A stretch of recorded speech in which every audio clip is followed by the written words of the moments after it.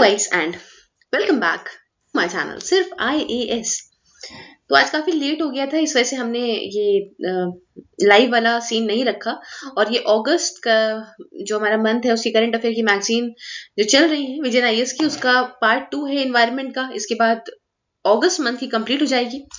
तो last part था, जरूरी था करना, नहीं तो हम काफी लेट चल रहे हैं अपने सिलेबस में। तो मैंने सोचा कि मैं रिकॉर्ड करके डाल दूं ताकि आपका बेनिफिट तो एटलीस्ट होता रहे। आइए शुरू करने से पहले चैनल को सब्सक्राइब कर लीजिए, बेल आइकन को प्रेस करिए ताकि आपको रेगुलर अपडेट्स मिलते रहें।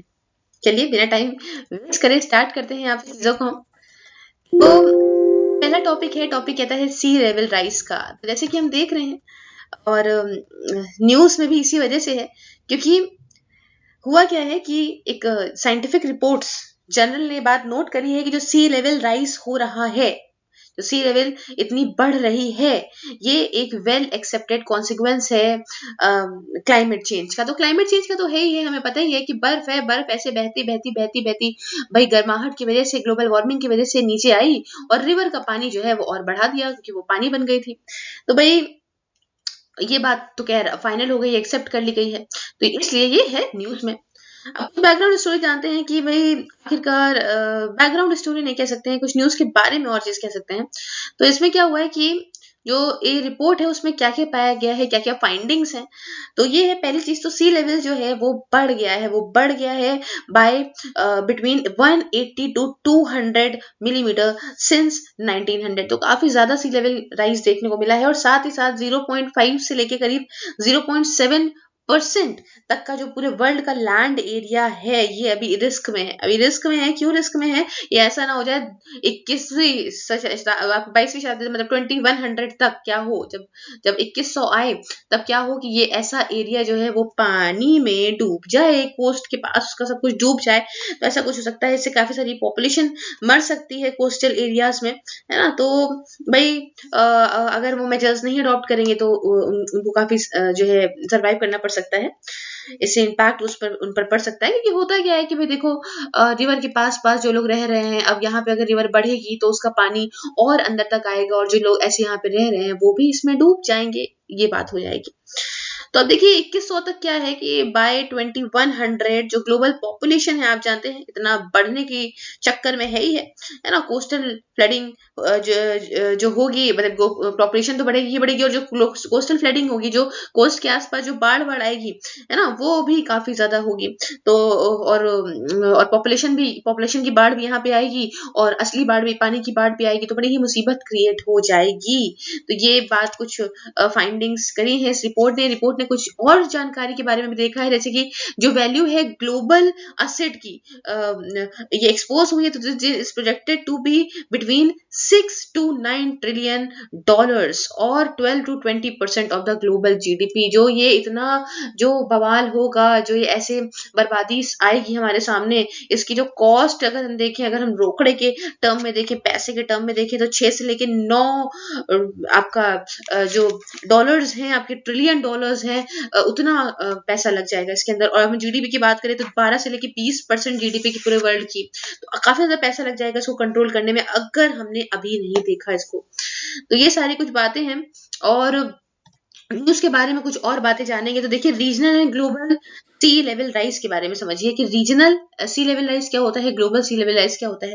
देखिए सी लेवल राइज का मतलब सबसे पहले क्या होता है। सी लेवल राइज जब यहाँ पे वर्ल्ड के जो ओशंस वगैरह होते हैं, है ना, उनमें जो है उनके पानी में जब बढ़ोतरी देखने को मिलती है, उनके पानी जब बढ़ जाते हैं, और किस वजह से बढ़ जाते हैं, क्योंकि ग्लोबल वार्मिंग होती है या दूसरे फैक्टर्स होते हैं। भाई ऊपर से बहुत सारी बर्फ पिघल पिघल के अगर सीज में घुसने शुरू कर देगी तो सी लेवल राइज तो बढ़ेगा ही। तो ये हो जाता है सी लेवल राइज का मतलब। और ग्लोबल सी लेवल ट्रेंड्स और रीजनल जो सी लेवल ट्रेंड्स हैं, ये डिफरेंट मेजर्स हैं, दो डिफरेंट चीजें हैं। अगर आपके घर के पास कोई बाढ़ आई है और ये ग्लोबली बाढ़ आ रही है, तो दो डिफरेंट चीजें हैं। जो टाइड स्टेशंस होते हैं अराउंड द ग्लोब, पूरे ग्लोब में, ये लोकल और रीजनल सी लेवल चेंजेस के बारे में बताते रहते हैं कि आखिरकार कब कितनी सी में पानी बढ़ा, कब कम हुआ, जो भी चीजें होती हैं। और सैटेलाइट भी मेजर करता है, सैटेलाइट मेजरमेंट्स को भी लिया जाता है कि एवरेज हाइट कितनी बढ़ी इंटायर ओशन की, है ना, पूरे ग्लोबल सी लेवल चेंज कितना हुआ। ऊपर से एक सैटेलाइट हमें देख रहा है कि पूरा ग्लोबली कितना चेंज हुआ। ठीक है। अब सी लेवल राइज अगर कहीं पे भी हम देखें स्पेसिफिक लोकेशन में ज्यादा भी हो सकता है, कम भी हो सकता है पूरे ग्लोबल के एवरेज से। मतलब समझते हैं कि पूरे वर्ल्ड के ओशन कितना बढ़े, ये एक ग्लोबल अलग हो गया। और अगर हम किसी रीजन की बात करें तो उस रीजन में कभी कभी वहां के सी लेवल राइज ज्यादा भी हो सकता है या कम भी हो सकता है, अगर हम देखें पूरे वर्ल्ड के ओशन के राइज से, है ना। बहुत सारे इसके फैक्टर्स होते हैं, जैसे कि ओशन करेंट्स हो सकते हैं यहाँ पे इस ओशन में ओशन करंट बहुत तेज चलते हो और पूरे वर्ल्ड में इतना ना हो, उसमें इतना एवरेज ना हो, ठीक है। या लैंड की हाइट का वेरिएशन होता है, कहीं कहीं पे लैंड काफी ऊंची जगह पे होती है, कहीं कहीं पे कम जगह पे होती है, ये भी काफी वेरिएशन होते हैं, है ना। लैंड अभी भी रिबाउंड है एक कंप्रेसिव वेट से, है ना। आइस एज ग्लेशियर्स वगैरह जो सीन होता है, तो ऐसा कुछ है कि नहीं है, ये सारे फैक्टर्स अफेक्ट करते हैं। तो बस इतना कहने का मतलब है कि रीजनल जो एक पर्टिकुलर एरिया का जो सी लेवल राइज है और एक जो पूरे वर्ल्ड लेवल का एवरेज है, वो दो डिफरेंट बातें हैं, उनको जोड़ने की समझने की जरूरत नहीं है। उसके बाद बात आती है कॉजेस के बारे में कि आखिरकार क्या वजह है जो इतना सी लेवल राइज हमें देखने को मिल रहा है। तो पहला तो आप समझ रहे हैं थर्मल एक्सपेंशन, इतनी जो गर्मी हो रही है पिछले अगर हम देखें तो पिछले 25 सालों से जो आफत आ गई है, इतने गर्म हो रहे हैं ओशन, ये सब एक बहुत बड़ा कारण है सी लेवल राइज होने का। दूसरी बात यह है कि मेल्टिंग ग्लेशियर्स, जो पिघल पिघल के ग्लेशियर्स आ रहे हैं नीचे को, वो भी एक बहुत बड़ा कारण है जो ये ओशंस के सी लेवल राइज का। तीसरी बात ये है कि ग्रीनलैंड और अंटार्कटिका की आइस शीट पिघल रही है, ग्लोबल वार्मिंग एक बहुत बड़ा कारण है। इसी की वजह से ग्रीनलैंड की आइस और अंटार्कटिका की आइस काफी ज्यादा पिघल रही है। ग्रीनलैंड तो बड़ा ही विचित्र चीज है कि भाई नाम है ग्रीनलैंड और है जो है वो उसमें है आइसी आइस। तो इसकी जो आइस इतनी पिघल रही है, यही एक रीजन है कि भाई वहां पे भी इतना सारी फ्लडिंग देखने को मिल रही है। चौथी बात, जो नेस्ट स्टोरेज है terrestrial flood terrestrial fresh water का, जैसे कि मान लीजिए ग्राउंड वाटर का एक्सट्रैक्शन हो जो अभी हो रहा है, रिजर्वॉयर्स वगैरह जो चेंजेस रेनफॉल के पैटर्न में चेंजेस देखने को मिल रहे हैं, इवेपोरेशन जो हो रहा है क्लाइमेटिक वेरिएबिलिटी से, तो यहाँ पे ये जो चेंजेस देखने को मिल रहे हैं स्टोरेज के अंदर, ये भी बहुत बड़ा एक कारण है इसका। क्योंकि देखो होता क्या है ना, सपोज करो कि भाई पहले कहीं पे मानसून एक रेगुलर तरीके से आता था। हमारे इंडिया में भी अगर हम बात करें तो पहले मानसून काफी रेगुलर होता था कि हाँ भाई बारिश के कुछ महीने हैं, इसमें ही बारिश होगी। अभी क्या हो रहा है कि या तो आ रही है तो भयानक चली आ रही है, और नहीं आ रही तो एकदम सूखा पड़ा हुआ है। तो ये एक बहुत बड़ा कारण है। और कुछ लोकल फैक्टर्स भी होते हैं, जैसे कि शॉर्ट टाइम आपकी स्पैन के, जैसे कि मान लो कुछ घंटों से लेके कुछ सालों तक के लिए भी हो सकते हैं ऐसे लोकल फैक्टर्स, जैसे कि मान लीजिए टाइड्स वगैरह जो हैं उनमें कुछ डिफरेंस देखने को मिल गया, या कोई आंधी तूफान आ गया, स्टॉर्म्स आ गए, कुछ अर्थक्वेक आ गया, अर्थक्वेक में भी जानते हैं आप सुनामी निकली थी, यही रीजन था। तो इससे भी काफी ज्यादा ये फ्लडिंग वगैरह होती है, लैंडस्लाइड हो गई, कुछ वहां की क्लाइमेट कंडीशंस में कुछ वेरिएबिलिटी देखने को मिल रही, जैसे कि आप कह सकते हो एल नीनो फिनोमिना, आप समझते हो क्या होता है ना, ये गर्म वाला सीन, तो ये वाला सीन होता है, इससे भी सी लेवल वेरिएशंस होते हैं लोकल लेवल पे। तो ये सब वजहें हैं कुछ सी लेवल राइज होने के। अब हम अगर देखें कि क्या इसका इम्पैक्ट पड़ेगा, ठीक है, अब सी लेवल तो राइज हो गया है भाई, हम इस बारे में बात ही क्यों कर रहे हैं, या क्या इम्पैक्ट पड़ेगा, सबसे बड़ी बात तो हमें जानना है। तो देखो सबसे पहले तो हैबिटेट का लॉस होगा, सबसे बड़ी बात तो यही है कि भाई ऑलमोस्ट अगर हम देखें तो 3 बिलियन लोग ऐसे जो कोस्ट वगैरह का एरिया होता है उसके आसपास रहते हैं, कोस्ट वगैरह के 200 किलोमीटर तक के एरिया में रहते हैं पूरे ही वर्ल्ड में। तो भाई क्या होगा कि यहाँ पे अगर इतना पानी वानी भर जाएगा तो बेचारे ये मर जाएंगे, यहाँ पे जो पशु पक्षी हैं वो मर जाएंगे, है ना, ये सब काफी हैबिटेट का लॉस होगा।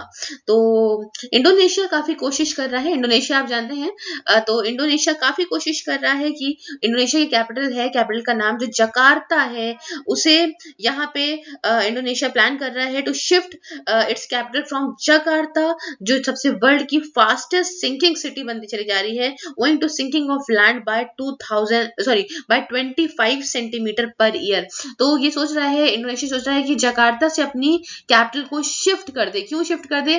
क्योंकि ये वर्ल्ड की सबसे ज्यादा तेज डूबने वाली सिटी बन रही है, और वो कह रहा है कि भाई ये 25 सेंटीमीटर पर ईयर जो है वो नीचे की तरफ डूब रही है।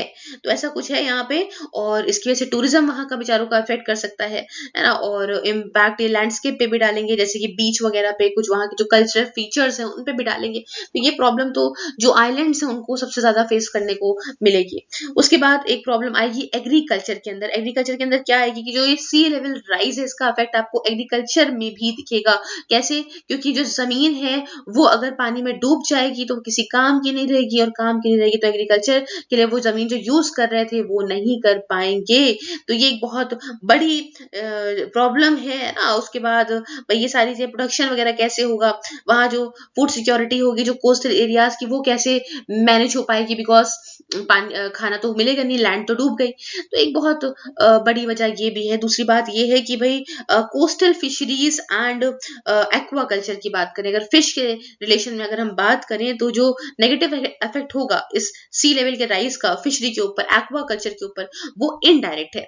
इनडायरेक्ट कैसे है कि इसमें देखिए हैबिटेट पे यहाँ पे इफेक्ट पड़ा, जैसे कि कोरल रीफ जो आसपास है वो भाई डिग्रेड होने लग गई हैं, हो ही रही है, बहुत ज्यादा हो रही है। वाटर की क्वालिटी डेल्टास के अंदर वो खराब हो जाएगी, सॉल्टी हो जाएगा, है ना। तो जब सॉइल सैलिनेशन वगैरह होगा, ये सारी प्रॉब्लम्स होंगी, तो जो वहां पे फिशेस हैं या मतलब आपका जो एक्वाकल्चर है वो इनडायरेक्टली वो भी अफेक्ट करेगा।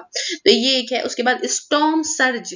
स्टॉर्म सर्ज का मतलब क्या होता है कि जितना ज्यादा सी लेवल बढ़ता जाएगा, है ना, जितना ज्यादा, उतने ज्यादा ही ये जो हरिकेन्स वगैरह हैं वो सब आने लग जाएंगे, साइक्लोन्स और ज्यादा आने लग जाएंगे। तो इससे भी काफी ज्यादा उस एरिया को नुकसान पहुंच सकता है। उसके बाद छोटे छोटे आइलैंड होते हैं बेचारे, पानी में ही जो है वो अपना रह रहे हैं, छोटे छोटे प्यारे प्यारे। मलेशिया वगैरह को देख लीजिए, है ना, तो मालदीव वगैरह को देख लीजिए, अगर ऐसा कुछ भी सी लेवल राइज होता है तो ये सब डूब जाएंगे, कहाँ जाएंगे बेचारे। तो ये एक बहुत बड़ा कारण है। उसके बाद डिजिटल एक्सक्लूजन। ये क्या मतलब होता है? देखिए यहाँ पे भाई जो इतनी कॉस्ट लगेगी, है ना, जो इतनी कॉस्ट है कोस्टल वाटर लेवल की, तो ये काफी डरा के रख रही है। जो सर्विसेज वगैरह है, इंटरनेट वगैरह की, ये भी इफेक्ट करेंगी, यहाँ तक पहुंचने में बहुत प्रॉब्लम होगी। तो ये सारी है। फिर कुछ मैरीटाइम डिस्प्यूट्स की बात कर लें, अगर हम सी लेवल बढ़ा तो होगा क्या कि भाई बेस लाइन और बढ़ जाएगी। मान लो सपोज करो इतना बड़ा एरिया था, और यहाँ पे मान लो कि डिवाइड था यहाँ से, और इस साइड से मान लीजिए बढ़ा, और इतना एरिया जो है वो पानी में डूब गया। तो अब क्या होगा कि ये वाली जो डिवीजन था, अब ये होने लग जाएगा, हमारे पास तो इतना एरिया बचा, तो हमारे पास तो इतना एरिया बचा, अब हमको थोड़ा और एरिया दो। तो ये झगड़े वगड़े भी काफी ज्यादा बढ़ जाएंगे। ये सारी चीजें हैं, है ना। क्लाइमेट चेंज मान रहे हैं कि मुंबई के अंदर 2050 तक काफी देखने को मिलेगा, और ये लाखों लोगों की जिंदगी बर्बाद कर सकता है। तो बस ये है कुछ बातें। अब हम मुद्दे पे आते हैं। मुद्दा ये है कि वे फॉरवर्ड में क्या मैं आपको बताने वाली हूँ। तो देखो, इंटीग्रेटेड कोस्टल मैनेजमेंट प्लान। आप कुछ अच्छा करना है तो मैनेजमेंट तो करना पड़ेगा, और यही हमें कोस्टल मैनेजमेंट प्लान को एक प्रॉपर करना है, ऐसा फॉलो करना है कि एक होलिस्टिक अप्रोच ने हर एक चीज लेके चलें, और देख सकते हैं हम किस तरीके से चीजों को मैनेज कर सकते हैं। फिर जो कोस्टल रेगुलेशन जोन नोटिफिकेशन हुई है अंडर एनवायरमेंटल प्रोटेक्शन एक्ट 1986, ये काफी हेल्प कर सकती है यहाँ पे चीजों को मैनेज करने में।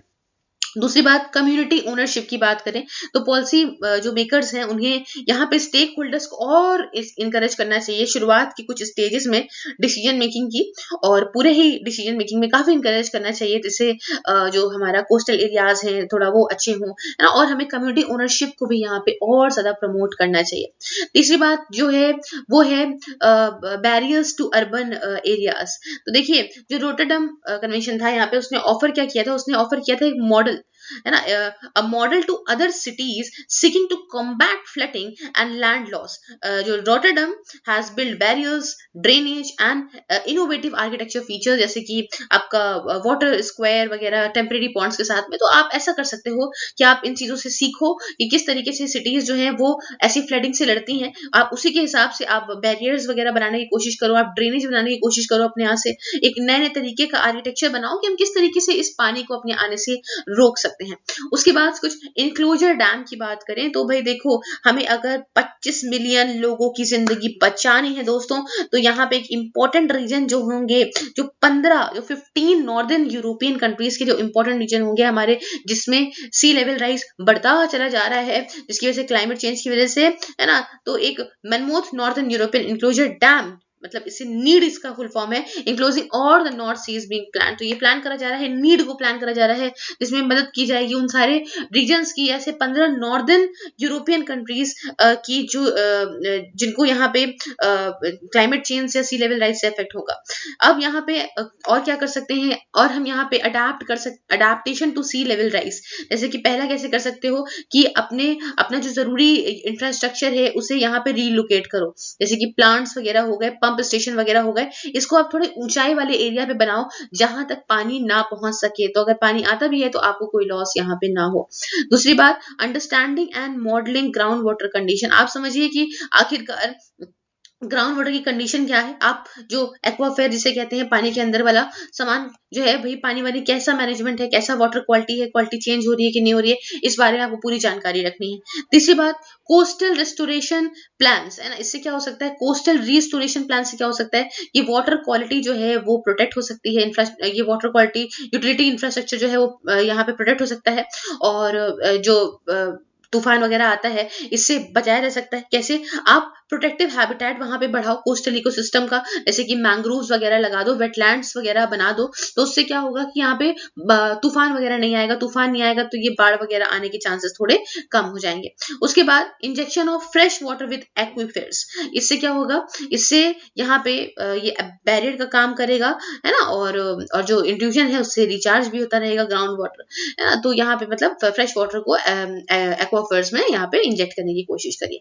तो ये सब कर सकते हैं। तो वे फॉरवर्ड में बस इतना ही कहा, कंक्लूजन में इतना कहना चाहूंगी कि भाई ये सब करोगे तो अच्छा होगा, और नहीं करोगे तो क्लाइमेट के बहुत सारे इम्पैक्ट देखने को बहुत जल्द मिल जाएंगे। नेक्स्ट बात करने जा रहे हैं, तो भाई वो कहते हैं लैंड स्लाइड। तो लैंड स्लाइड न्यूज में क्यों रही, सबसे पहले इस बारे में जानते हैं। तो रिसेंटली हुआ क्या है कि unusually high rainfall and unscientific land use की वजह से लैंड स्लाइड हो गई हैं टी स्टेट वर्कर्स के जो आपका मुन्नार में इन इदुक्की केरला के अंदर। तो भाई जब इतना सारा जो पानी बरसा और इतने सारे जो लैंड यूज सही तरीके से नहीं हुई, इसकी वजह से लैंड स्लाइड हो गई। कहाँ पे लैंड स्लाइड हो गई, जो टी स्टेट के वर्कर्स थे जहाँ रह रहे थे, जहाँ सेटलमेंट था उनका, वहां पे हुई है मुन्नार के अंदर इदुक्की केरला में। तो ये है बात और यही है न्यूज। और अब जानेंगे कुछ न्यूज के बारे में और बातें। तो सबसे पहले जो हमने वर्ड यूज करा है इस लैंड स्लाइड का, तो लैंड स्लाइड क्या होती है दोस्तों। देखिए, लैंड स्लाइड एक बहुत बड़े बड़े मास वेस्टिंग होती है, जो ऊपर से पहाड़ों से गुड़ गुड़ गुड़ गुड़ बड़े जो पत्थर होते हैं वो गुड़ गुड़ गुड़ गुड़ गुड़ करते हुए नीचे आ रहे होते हैं। कभी पहाड़ पे गए होंगे तो देखा होगा पट पट पट गिर रहे हैं। जैसे मैं गई थी जब केदारनाथ, और रे बाबा इतने बड़े बड़े पहाड़, और उस समय था सावन का मौसम, ओ गॉड डैम, ऐसे पहाड़ के पत्थर गिरे कि भाई रात के समय में बिल्कुल बता नहीं सकते।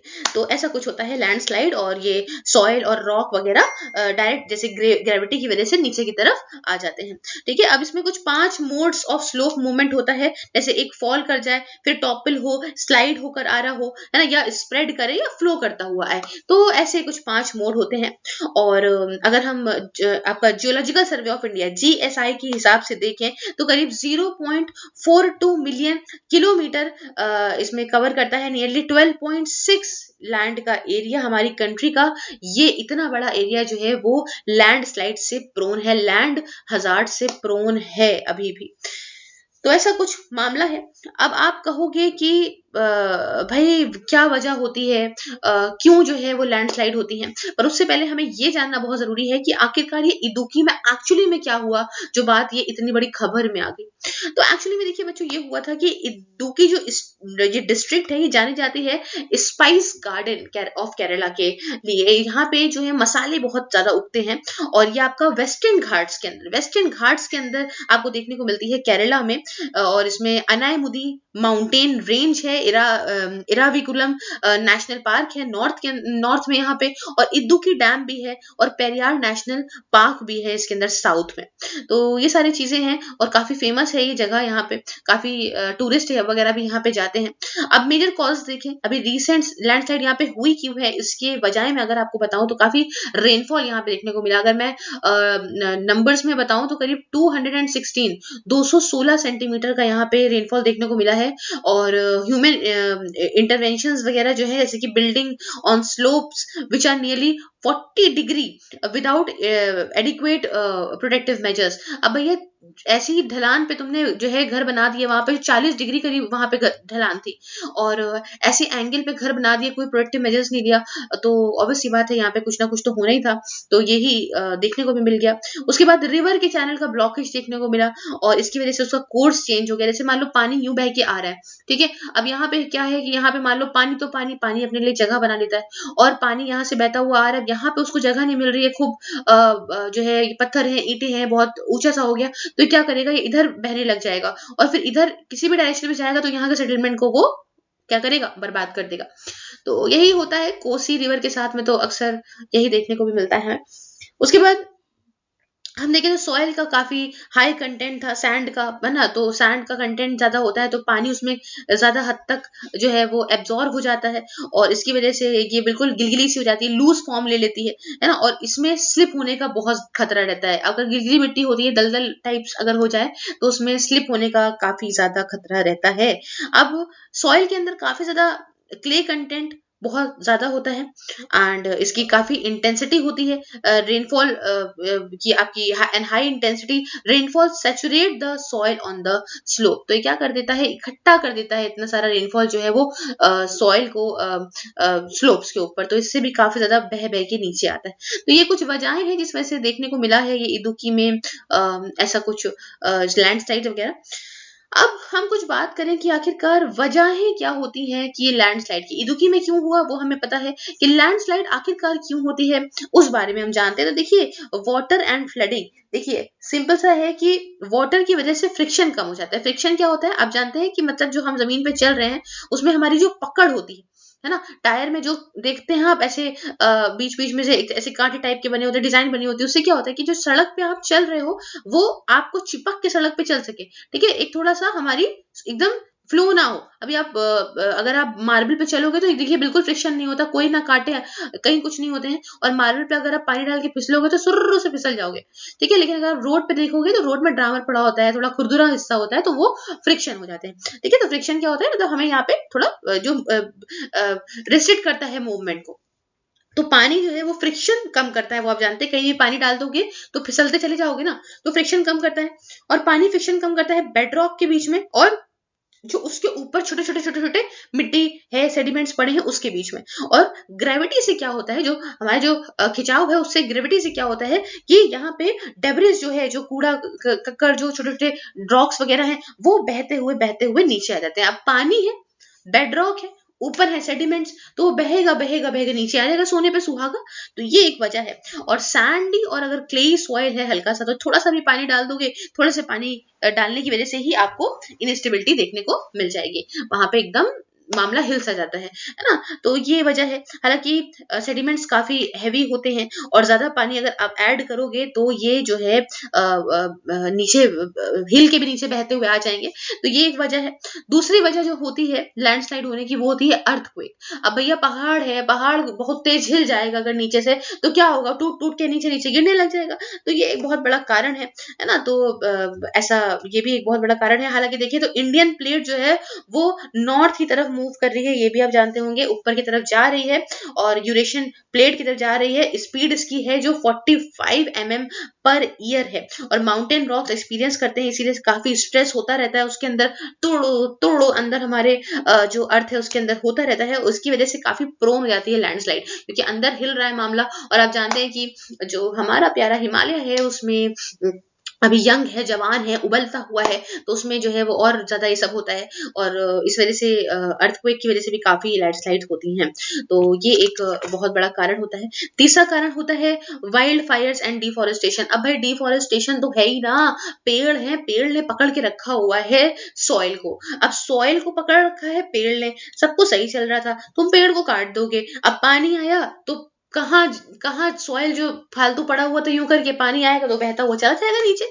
यही तो होगा ना भाई, अगर पेड़ सॉइल को पकड़े हुए है ना, ऐसे समझो कि भैया एक गर्लफ्रेंड है, एक बॉयफ्रेंड है, अगर यहाँ पे जो है बॉयफ्रेंड ने मान रखा है गर्लफ्रेंड को, वो कह रहा है नहीं मैं तुम्हें नहीं छोड़ूंगा, हर जरूरत पूरी करूंगा, तुम 12 बजे मोमोज भी मांगोगी तो मैं तुम्हें दूंगा, तो वो वहां उसके पास रुकी हुई है। और अगर उसने टाइम देना बंद कर दिया, खाना पिलाना बंद कर दिया, सब कुछ खत्म कर दिया, अरे ठीक है यार, फॉरग्रांट लेना शुरू कर दिया, तो क्या होगा, कोई आएगा और उसको अपने साथ ले जाएगा। और सेम यहाँ पे भी हो रहा है। ये एक है पहाड़, पेड़ ने रोक रखा है सॉइल को अब अगर भाई ये सिंपल सा जो सॉइल है, अगर पेड़ रुका है तो ठीक है, तुमने पेड़ को काट दिया, रास्ते से हटा दिया, ठीक है, पानी आया और बहका के ले गया। तो एक बहुत बड़ा ये भी कारण है। दूसरा एंथ्रोपोजेनिक एक्टिविटीज, जैसे कि एक्सटर्नल लोड्स वगैरह बिल्डिंग के ऊपर तुमने लगा दिया है, एक्स्ट्रा लोड नहीं है, इतनी कैपेसिटी उसकी, रिजर्वायर है, हाई ट्रैफिक है ना, स्टॉक पाइल्स रॉक का एक के ऊपर इकट्ठा हो जाना, या आपका एल्यूमिनियम जो कि स्लोप के ऊपर काफी इकट्ठा हो जाता है। तो ये सब वजहें हैं जिसकी वजह से लैंडस्लाइड देखने को मिलती है। अब एक काबिल सी बॉडी थी, इसके बारे में हमने बात की थी, geological survey of India, GSI. तो भाई अगर हम जीएसआई की बात करें तो ये क्या है, तो जीएसआई एक मेन फंक्शन, जीएसआई का जो मेन काम होता है वो होता है, ये बनाती है, अपडेट करती है नेशनल जियो साइंटिफिक इंफॉर्मेशन को, नेशनल पूरे लेवल की, पूरे हमारे देश की जो भी धरती से रिलेटेड इंफॉर्मेशन है, साइंटिफिक इंफॉर्मेशन है, इसको बनाती है, इसको अपडेट करती रहती है टाइम टू टाइम, और मिनरल रिसोर्स असेसमेंट भी करती रहती है। दूसरी बात यह कि इसको 1851 में सेटअप किया गया था प्यारे बच्चों, एंड पहले स्टार्टिंग में इसलिए सेटअप करी गई थी कि हमें कोल डिपॉजिट जो भी है रेलवेज के लिए वो यहाँ पे पता लगाने के लिए। तीसरी बात यह कि आज की डेट में हम बताएं तो इसको मिनिस्ट्री ऑफ माइंस के साथ अटैच कर दिया गया है। और चौथी बात यह कि इसका हेडक्वार्टर दिल्ली में है। ठीक है, तो दिल्ली दिल वालों की अब देखिए बात करते हैं कि आखिरकार ये जो लैंडस्लाइड हो जाती है इसका इम्पैक्ट क्या पड़ता है। तो इम्पैक्ट देखिए ये पड़ता है लॉस ऑफ लाइफ, ऑब्वियसली बात है, सर पे गुम्मा पड़ जाएगा तो टपक जाएंगे लोग, तो ये बहुत बड़ा कारण है, डैमेज जाता है लाइफ को, प्रॉपर्टी को, है ना, इमरजेंसी लग जाती है, बहुत दिक्कत होती है, मजाक से हटके काफी ज्यादा प्रॉब्लम झेलने को मिलती है। मैं तो ये सोच रही थी, इतनी भयानक सा पहाड़ गिर रहा था और अपन जा रहे थे ऐसे स्कूटी चलाते हुए, मेरी तो बैंड बज रही थी, ऐसा ना हो हमारे ऊपर गिर जाए तो आज तो सिर्फ आईएएस तो खत्म ही हो जाता। तो ऐसी बात है। और अरे इसमें लिखा भी है कि केदारनाथ लैंडस्लाइड जो थी, मैं केदारनाथ की जर्नी बता रही हूँ, लेकिन उस समय केदारनाथ की 2013 वाली बहुत खतरनाक रही थी, और लिटरली वहां के लोग तो आज तक उस मंजर को नहीं भूल पाए। जितनों से पूछो वो ऐसे बताते हैं ना भाई, भगवान कभी ना हो ऐसे किसी के साथ ना हो। 2013 में जो ये हुई थी, इसकी वजह से आप जानते हो कितना फ्लड आया, इसकी वजह से बहुत सारे 5000 मौतें हुई थी, 5000 मौतें, और बहुत ट्रैजिक था ये पहला होता है लोग मर जाते हैं। दूसरा होता है इंफ्रास्ट्रक्चर का लॉस होता है, जो भी बना था, जैसे केदारनाथ की जो थी उस समय कितना कुछ होटल्स बने थे, सब कुछ बने थे, सब कुछ बह गया, तो ये बहुत बड़ी कॉस्ट होती है। तीसरा है एग्रीकल्चर और वेजिटेशन, तो ये बहुत बड़ी कारण है, लैंडस्लाइड होती है, फिर से एक एग्रीकल्चर का सेटअप फिर से बनाना पड़ता है, फिर से उस वेजिटेशन को फिर से मैनेज करना पड़ता है, फिर से वो सीड्स अरेंज करने पड़ते हैं, एक बहुत बड़ी दिक्कत होती है, सब कुछ एकदम जड़ से उखड़ जाता है, सब बह जाता है। तो ये कुछ चीजें हैं। उसके बाद हम वे फॉरवर्ड में यहाँ पे जो बात करना चाहेंगे वो ये कि the national disaster management authority ने यहाँ पे एक national landslide risk management strategy को यहाँ पे रिलीज करा है। और लैंडस्लाइड हजार्ड जोनेशन ये रिकमेंड करती है कि जो लैंडस्लाइड हजार्ड जोनेशन मैप्स वगैरह होते हैं, इनको प्रिपेयर करो, ऐसी जगहों पे, ऐसे जोन्स में जहाँ पे लैंडस्लाइड हो सकती है, वहां का एक प्रॉपर एक मैप बनाया जाए, और एक मैक्रो लेवल पे, एक बड़े लेवल पे बनाया जाए, है ना। इस मैप को, इसका फोकस ये हो कि ऐसी जो स्टेट्स जहाँ पे लैंडस्लाइड वगैरह होती हैं, तो वहां पे हम और ध्यान दें, है ना, और ऐसे टूल्स का यूज करें, इसके अनमैन्ड एरियल व्हीकल वगैरह, टेरेस्ट्रियल लेजर स्कैनर का यूज करें, और बहुत ही ज्यादा हाई रेजोल्यूशन का अर्थ ऑब्जर्वेशन डेटा का यूज करें। तो इससे क्या होगा कि हमारे पास एक ऑथेंटिक, एक रिलायबल डेटा होगा, जिससे हम फिर पता लगा पाएंगे कि देखो अगर यहाँ से लैंडस्लाइड होती है तो हमें कौन से मेजर्स लेने चाहिए, क्या हमें बिल्डिंग सही से बनानी चाहिए, ऐसे बहुत हैवी देंगे तो ये बर्बाद हो सकती है, ऐसे एरियाज में ना बनाए जहाँ के रॉक थोड़े ढीले हों, है ना। तो ये सब चीजें हम समझ सकते हैं। ऐसे तो हम जाते हैं होटल बनाए, होटल हिल व्यू, उसके बाद सीधा सीधा गॉड व्यू होटल बन जाता है। तो ये कारण है, क्योंकि अगर आप हिल्स में कंस्ट्रक्शन कर रहे हो तो वो वहां बहुत ज्यादा, मैं तो बहुत पहाड़ घूमी हूँ, मैं समझती हूँ बाप रे कितनी ज्यादा दिमाग की जरूरत पड़ती है, और कितना ज्यादा प्रोटेक्टिव होकर आपको यहाँ पे चलना पड़ता है। ठीक है, इसका ये सब चीजें हैं। अवेयरनेस प्रोग्राम चलाइए, अवेयरनेस प्रोग्राम ये चलाइए कि भाई आप वहां पे लोगों को बताइए कि कहीं पे भी कुछ भी मत बना दो, क्योंकि इससे क्या होगा कि अगर ये एरिया प्रोन है, कभी भी हल्का भी झटका लगेगा तो आपका घर मकान गिर सकता है। तो अवेयरनेस फैलाइए, कैपेसिटी बिल्डिंग या taking of training of stakeholders, जैसे कि आप क्या करो, आप centre for landslide research studies वगैरह एंड मैनेजमेंट जो है ना, ये आप जो है यहाँ पे इसका क्रिएशन है, ताकि यहाँ पे क्या बनाएगा, ये techno scientific pool of expertise in the country. ठीक है, खूब सारे एक्सपर्ट जो भी होंगे ये हमारे कंट्री में यहाँ पे इसके अंदर आएंगे। फिर आप क्या करो, माउंटेन जोन रेगुलेशन और पॉलिसीज लेकर आओ कि इस माउंटेन जोन में भाई माउंटेन जोन वाइज डिवाइड करो, देखो कहाँ पे कौन सा माउंटेन है। जैसे कि अभी हम जाते हैं ना, तो मैं नैनीताल गई या मनाली साइड गई, तो मनाली में भी ऊपर जाके है, लेकिन इधर हम वैली ऑफ फ्लावर्स की तरफ जब बढ़ने लगते हैं, हम मनाली में जब हम इधर उत्तराखंड में देव प्रयाग वगैरह जब क्रॉस करते हैं, है ना, मेन तो देव प्रयाग को आप पकड़ोगे, तो वहां से जब हम क्रॉस करना शुरू करते हैं ना, तो थोड़ा पहाड़ वहाड़ अलग हो जाते हैं। तो नीचे वाले पहाड़ इतने प्रोन नहीं है, इतने ऊपर वाले पहाड़ है। तो आप ये सारी देखो कि जोन वाइज डिवाइड करो कि भाई जिनको ज्यादा केयर की जरूरत है उनको उस तरह की पॉलिसी रेगुलेशन लगाएं, जहाँ कम है वहां पे उस तरह की लगाएं। तो ऐसी पॉलिसीज की काफी ज्यादा जरूरत है।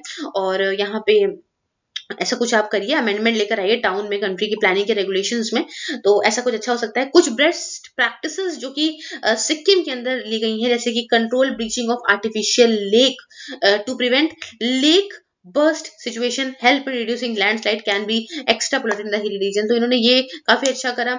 इन्होंने जो ब्लीचिंग ऑफ आर्टिफिशियल लेक था, इन्होंने कंट्रोल करके रखा। तो इन सब चीजों से इनको काफी मदद पड़ेगी लैंडस्लाइड के टाइम पे, इससे ना हो कि फच फच फचाक फुच फुच फुचाक हो जाए।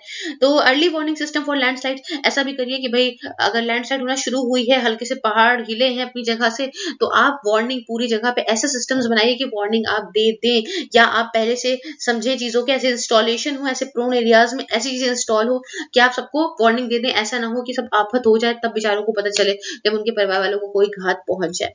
और आखिरी में Gadgil panel on western Ghat ecology, इन्होंने क्या करा था, जो पैनल था इसने रिकमेंड करा था कि आप जो अभी आपका डेवलप रेकलेसली कंजर्व थ्रू थॉटलेसली, ये जो अभी प्रिवेल कर रहा है, ये जो पैटर्न प्रिवेल कर रहा है, इसे रिप्लेस करिए डेवलप्ड सस्टेनेबिलिटी कंजर्व थॉटफुली से करिए। तो पहले क्या प्रिवेल कर रहा है, अभी यहाँ पे कर रहा है develop recklessly conserve thoughtlessly, developed recklessly conserve thoughtlessly. ये जो पैटर्न अभी हम फॉलो कर रहे हैं, इसको आप रिप्लेस करिए develop sustainably and conserve thoughtfully. तो ऐसा आप करने की कोशिश करिए, इसको आप इससे रिप्लेस करिए। और इसकी वजह से क्या होगा, लैंडस्लाइड इंसिडेंट्स वगैरह जो आपके वेस्टर्न घाट्स में होते हैं वो काफी कम हो जाएंगे। तो ये है पूरी लैंडस्लाइड की कहानी। नेक्स्ट टॉपिक की तरफ बढ़ेंगे। टॉपिक बोलता है गिरता हुआ floods in Bihar and Assam. तो भाई उस टाइम पे क्या ही फ्लड आई थी, भयानक फ्लड आई थी बिहार के अंदर। हम सोशल मीडिया पे देखते थे, लेकिन जो लोग वहां पे फील कर रहे होंगे, वो गॉड डैम क्या फील कर रहे होंगे। कई सारे मेरे फ्रेंड्स ने भी बताया जो वहां बेचारे रह रहे थे। तो जानते हैं कि न्यूज में क्यों रहा ये बात। न्यूज में इसलिए रही है क्योंकि कुछ पार्ट असम का और बिहार का हमारे इंडिया में ये बहुत बुरी तरह से बाढ़ से ग्रस्त हो गया था, बहुत परेशान हो गया था। ऑलमोस्ट हर साल होता है और पिछले 10 सालों से होता चला आ रहा है। तो ये कुछ वजह है। अगर हम कुछ न्यूज के बारे में और बात जाने, तो अगर हम इन बाढ़ों की बात करें, इंडिया के अंदर फ्लड्स की बात करते हैं, तो राष्ट्रीय बाढ़ आयोग जो है, ये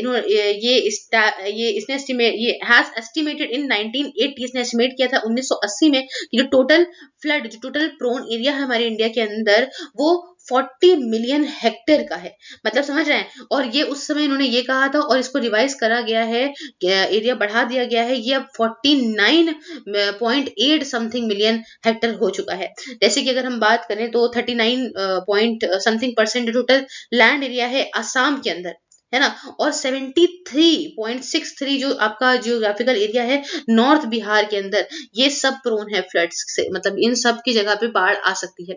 दूसरी बात ये कि रिकरिंग फ्लड्स इन असम, बार बार असम में फ्लड्स देखने को मिलती है, बिहार में फ्लड देखने को मिलती है। इसकी वजह से काफी इफेक्ट मिलता है, जैसे कि काफी ज्यादा ह्यूमंस की डेथ हो जाती है, काफी ह्यूमन लॉस होता है, काफी एनिमल लॉस हो जाता है ना। और काफी क्रॉप का डिस्ट्रक्शन होता है, प्राइवेट बेचारों की प्रॉपर्टी खराब हो जाती है, लोग यहाँ से उठ के वहां जाते हैं, काफी जो इंफ्रास्ट्रक्चर उन्होंने बनाया है वो काफी बर्बाद हो जाता है ना। तो इतना खराब ड्रेनेज सिस्टम है कि इसकी वजह से काफी प्रॉब्लम हो जाती है। और एवरेज अगर हम एनुअल लॉस देखें, हर सालाना जो लॉस होता है इन बाढ़ों की वजह से असम के अंदर, ये करीब 200 करोड़ रुपए का होता है। आप समझ रहे हैं, बेवजह का लॉस है ये। और क्यों ये फ्लड्स इतनी जल्दी जल्दी होते हैं इस रीजन में, हमारे लिए ये जानना बड़ा जरूरी है कि आखिरकार ऐसा क्यों हो रहा है कि इतनी फटाफट इस रीजन में फ्लड्स देखने को मिलते हैं। तो पहला है टोपोग्राफिकल एंड हाइड्रोलॉजिकल फैक्टर। सबसे पहले तो यहाँ की जो लैंड फैक्टर्स हैं और पानी के फैक्टर्स हैं, जैसे कि यहाँ जो रिवर्स हैं वो ओवरफ्लो हो जाती हैं, ये एक बहुत बड़ा कारण है। यहाँ पे फ्लड्स देखने को मिलते हैं सारे रीजन्स में।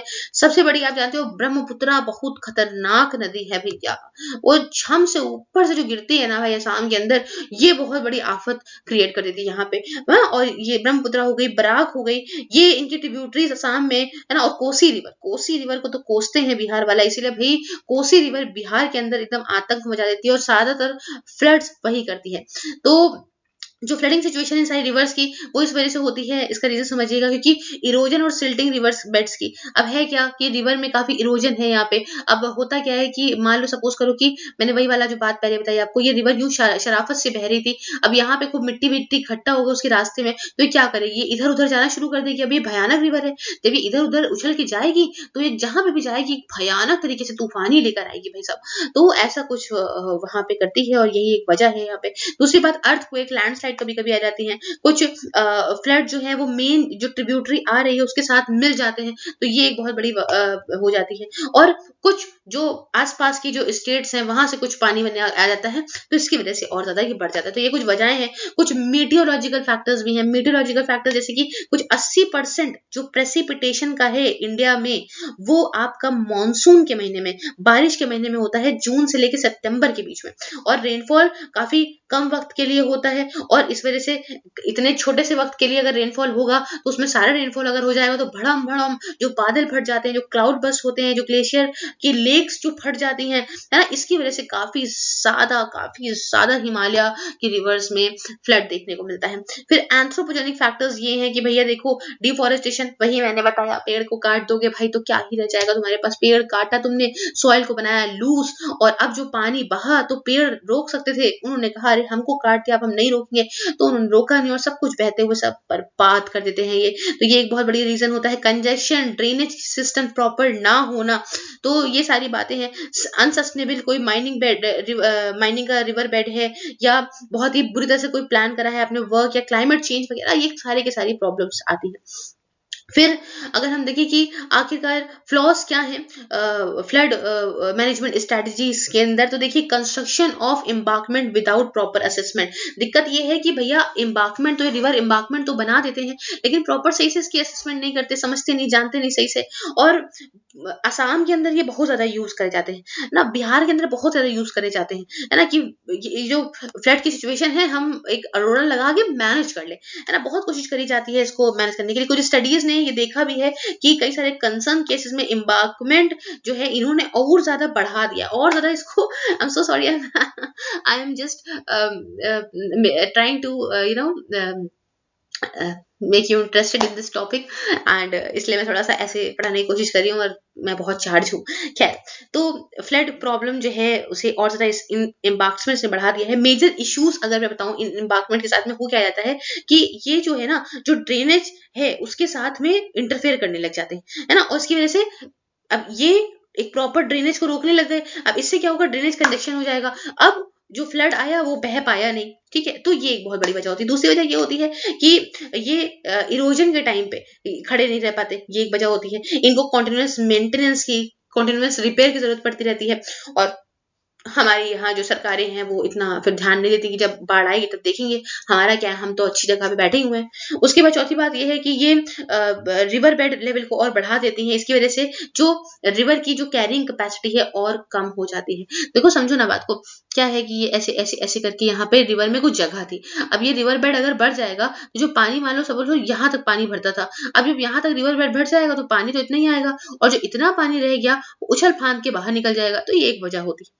तो ये सारी कुछ वजहें हैं। और भी कुछ वजहें हैं कि यहाँ पे एक प्रॉपर अप्रोच नहीं है सेंटर और स्टेट गवर्नमेंट की। सेंट्रल गवर्नमेंट अपना कुछ बताती है, स्टेट गवर्नमेंट अपना कुछ बताती है। जैसे कि ब्रह्मपुत्र बोर्ड को फॉर्म किया गया था, ब्रह्मपुत्र बोर्ड एक्ट 1980 के अंदर, और इसमें क्या हुआ, इसमें भी जो है सेंट्रल गवर्नमेंट और स्टेट गवर्नमेंट का कोऑर्डिनेशन देखने को नहीं मिला। स्टेट गवर्नमेंट ने कहा नहीं, हम साथ नहीं देंगे, और इसी वजह से भाई बहुत सारे असम डिजास्टर मैनेजमेंट अथॉरिटी के अंदर भी ऐसा नहीं देखने को मिला।